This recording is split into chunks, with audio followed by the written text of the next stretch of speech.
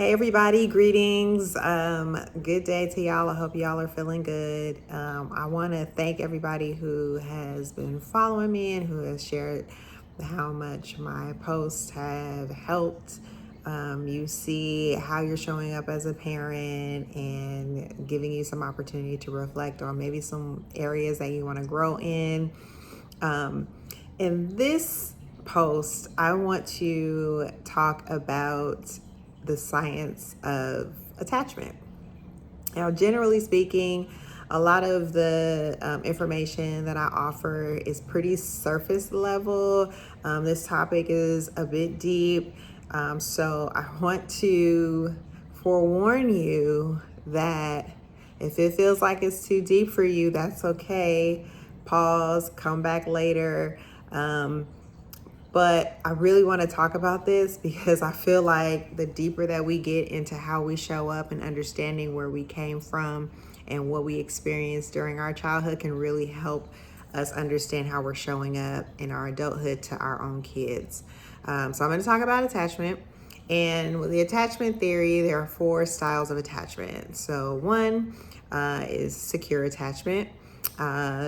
Second is insecure avoidant attachment, and the next is insecure ambivalent attachment. And then lastly, there's insecure disorganized attachment.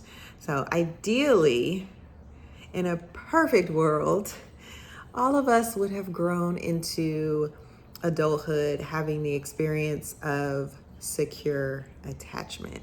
So I'm going to talk a little bit about that, and I'm going to talk about all these types of attachments with the hope that you start to see how your childhood was impacted and how it impacts your parenting style, how it relates and trickles down to your child's behavior, and then ultimately how your child shows up in the world. So these events are an attempt to prompt some self-reflection and to promote some personal and parental growth. And these styles are not permanent. So if any of these styles feel familiar to you and it makes you feel uncomfortable, they do not have to stay this way. The first step to change and growth is awareness. So the sooner you are self-aware as to where you're starting, you can meet yourself where you are and you can move forward from that point on. Also, I want to remind you that where you are today is exactly where you need to be. That's exactly where you're supposed to be. So don't compare yourself to where you should be or anything like that. Nope, you're showing up just as you were meant to show up based on what you've already been through. So congratulations, it's a new day and you have a new opportunity to start fresh. So let's get started. I'm going to talk about secure attachment. So if you were a child who experienced secure attachment, that generally means that as a child, you felt connected to yourself. Your parent or your guardian trusted you, and you knew that they trusted you. You got the soothing that you needed. You got the attention that you needed. You got the space to express your feelings, express your dreams, express your hopes. You've had space to do all of those things. And when mistakes from your guardian or your parent happened, which they inevitably do, you were apologized to. There was some ownership there, and it was sincere. So that's what you would have experienced as a child if you grew up in a household where you had secure attachment. How that looks like for you as an adult is you are able to see your child and beneath their behavior. So you see their behavior, you know there's a need there. So you don't judge your child based on the behavior, you assess the behavior to help you figure out what the need is, and then you meet the need. You're able to apologize to your child. You're able to give your child space to be their authentic self. And your child believes that they're worthy of love.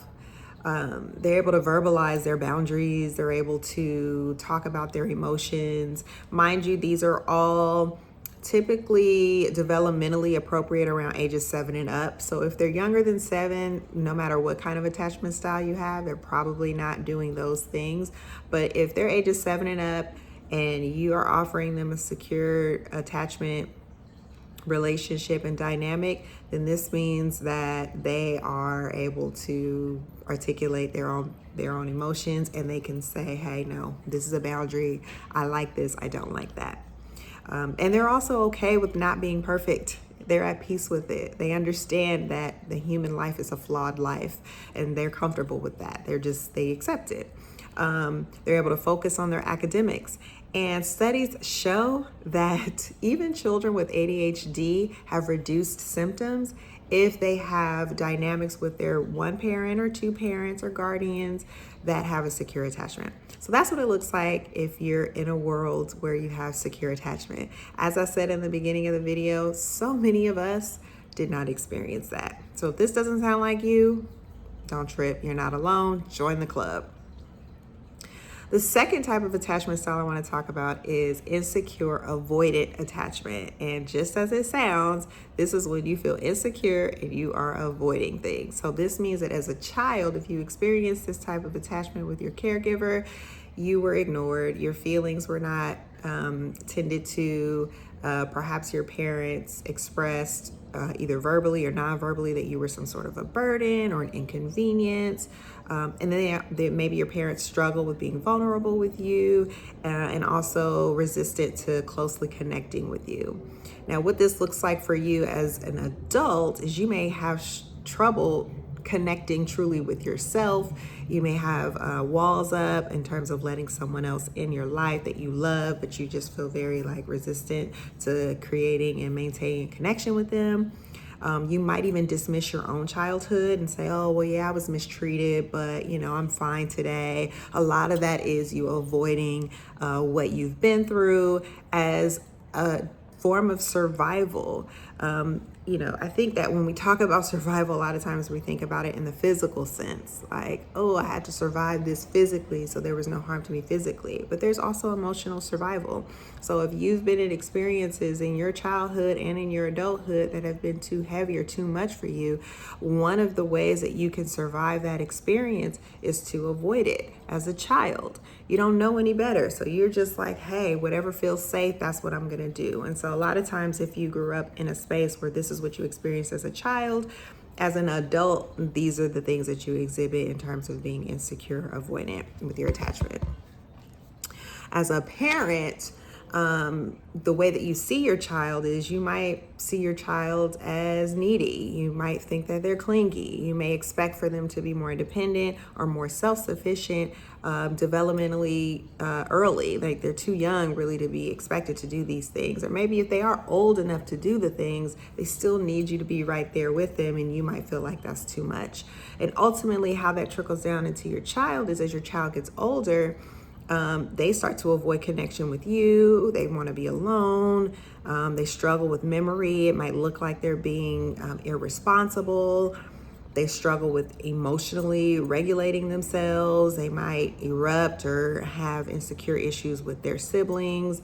They may struggle with empathy for their siblings, things like that. Now, I'm not saying this to get anybody to get down on themselves. I personally can see myself on pretty much all of these attachment styles, and I've done a lot of work to dig into the childhood that my parents experienced and what that meant for them in their adulthood. And so if this sounds like you and you feel yourself getting angry, then take some deep breaths, do some self-reflection. If you're not already in therapy, make sure that you have a healthy space or an outlet, and then make some room to do what you need to do to forgive your parents, because they really just did what they knew. They did the best that they could, and it doesn't benefit you at all to hold any kind of hatred in your heart for your parents who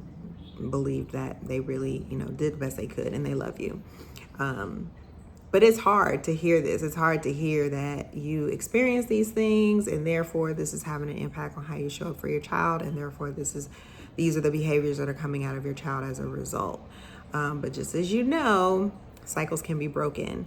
And as I mentioned before about survival, survival really benefits us because it builds a resilience within us. So if you experience insecure avoidant attachment, you likely picked up some strengths.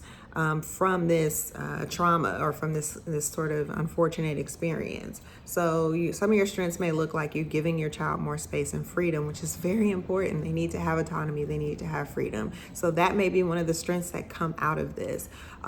You may not struggle with hovering over them or being like a helicopter parent. You may allow them to have more independence. You might exercise independence your own way, and so you're teaching them how to be independent. And you're probably giving them the space that they need because you understand how important boundaries are. So that's some of the strengths that you can gain from this. So as you're working towards having a more secure attachment with yourself and with your child, keep in mind that you did build some strengths from the unfortunate experiences that you had, and there is time to turn that around and use those strengths for the greater good.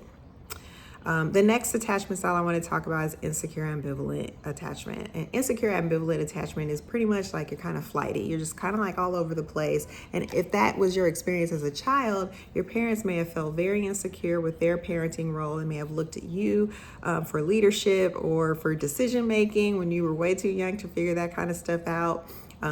Your parents may have experienced a lot of anxiety when it came to tending to you, and they may not have been emotionally reliable. So maybe one moment they were present and warm, and the next they may have felt lost and distant. For you as a parent, to yourself, you might be swinging between those same issues where you're like confident and you're secure one moment, and then the next you're feeling lost and anxious. You have very like roller coaster type feelings. You might be experiencing some self-doubt, and you might also be starting some projects and just not finishing them. Now, this is not black or white. Like a lot of this stuff is, yeah, I could relate to that. Yeah, I did this one project and I never finished it. But if this is you on a chronic basis, this could be signs that this is something that you experienced in your attachment experience as a child, and this is how it shows up for you as an adult. What it does for how you see your child is you may not be setting limits with your child. You may be so concerned with how your child sees you that you don't want to set limits or expectations because you don't want your child to be upset with you. You might have difficulty giving your child space when they need it. And you might also look to your child to be calm and regulated in order for you to be calm and regulated. So it's kind of like you're expecting your child to lead and calm so that you can follow in calm, when the more effective way is for you to lead by example with a regulated, calm sense, and then your child will follow. But if you're experiencing insecure ambivalent attachment, it's usually the other way around, where you're looking for your child to do the leading. The unfortunate thing about that is a lot of times your child is then going to express some anxiety. They're probably going to be afraid to like leave the house, or they may feel, uncertain, and they may struggle again with self-regulating because they don't really know, like they don't know what to do. And all children are going to struggle with self-regulating up until a certain point, but usually about age 9, maybe between ages 7 and 9, is like, if they have the tools, children at that age in development are usually able to self-regulate quite consistently. This might feel hard for you to hear. It's okay. You are where you are. But some of the strengths that come out of this resilience, because you survived these experiences and you're here listening to this information today, so you're doing something right. One of the indications of someone who's experienced this is they have a very huge heart. They're very caring, very considerate. Parenting is your priority, and you're going to do whatever is necessary to make sure that your child is centered and safe, and you're willing to take responsibility for your actions. So those are really great benefits to this, unfortunate situation. You've built some resilience, and these are some characteristics, some positive characteristics, some helpful characteristics that come out of insecure ambivalent attachment. And the last one I want to talk about is insecure disorganized attachment. And it's just as it sounds, it's disorganized. So if this is what you experience, this is what it looks like for you as a child, if this is something that you experience. So your parent may have acted in ways that scared you, or if there was like scary events, they didn't really repair the situation or come and talk you through it. So you were left with a disorganized brain. You're like, I don't know what happened. I don't know how I'm supposed to respond. I don't know where I'm supposed to be. I don't know how I'm supposed to feel. And your parent or your guardian did not sit down with you to help collect your thoughts and help you organize things.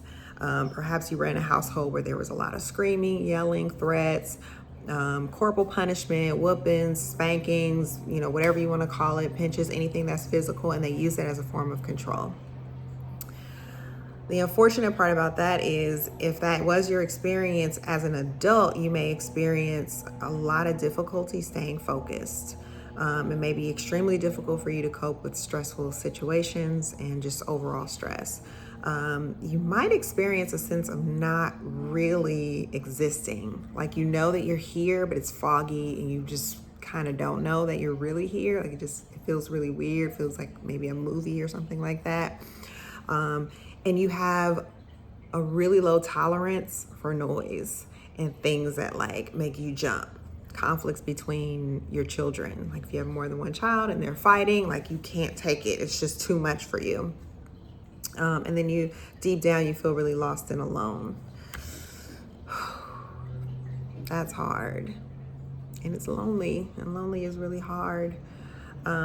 If this has been your experience, the way that you may see your child is you might be easily enraged. You might feel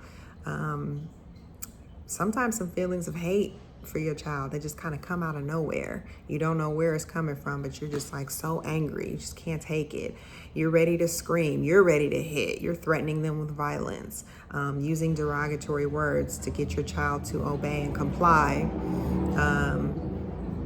You take your child's words personally, like very personally, and any kind of feedback from your child, you're going to see that as harsh criticism.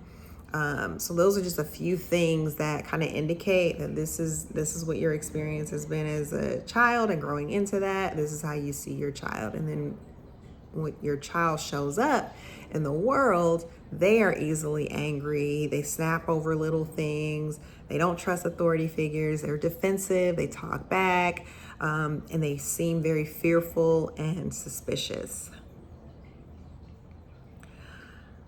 The beautiful part is that our brains are so flexible. There's plasticity in there. There's scientific evidence that shows that we are capable of changing every day. Even in our old age, our brains are moldable. And as your child is growing up, there's still room for you to create connection in a way that doesn't include sacrificing yourself. In fact, it requires for you to uplift yourself and be compassionate with yourself. So as I'm sharing this step, I hope that you have space to share some compassion with yourself, because it makes sense. Like you have all these feelings, and you have all these feelings because you went through something as a child. You showed up a certain way as an adult. You have a family, you have children, and now you're showing up to them a certain way, and the cycle is continuing and continuing. The beautiful thing about being resilient in a space of having insecure, disorganized attachment is you love really deep. You love so deep, and you're so caring about your relationship with your child. And that's all you need. That's like those are the most important tools that you need in order to become a more intentional parent. So as I go through those 4 attachment styles, yes, the goal is to have a secure attachment, but if that's not how you were raised, it ain't gonna come out of thin air. It's not like you can just do it. You have to do the work. You gotta do the personal work on yourself. So I'm inviting you to do some self-reflection. I also invite you to reach out to me if you want to have a session. Like, talk to me. I'm happy. I'm here. This is what I do. And I do this because I'm going through it too. You're not alone. I'm going through it. Yes, I've been reading. Yes, I've been studying. Yes, I feel so much more confident in myself as a mom and how I show up for myself and my children. But it's a journey. And I didn't start here, and I'm not going to finish here. I still have so much more growth to go. And so I am inviting you to join me in creating a new path and journey for yourself and becoming a more intentional parent by doing the inner work that's required so that you can be healthier for yourself and you can be healthier for your children and you can be healthier for the world.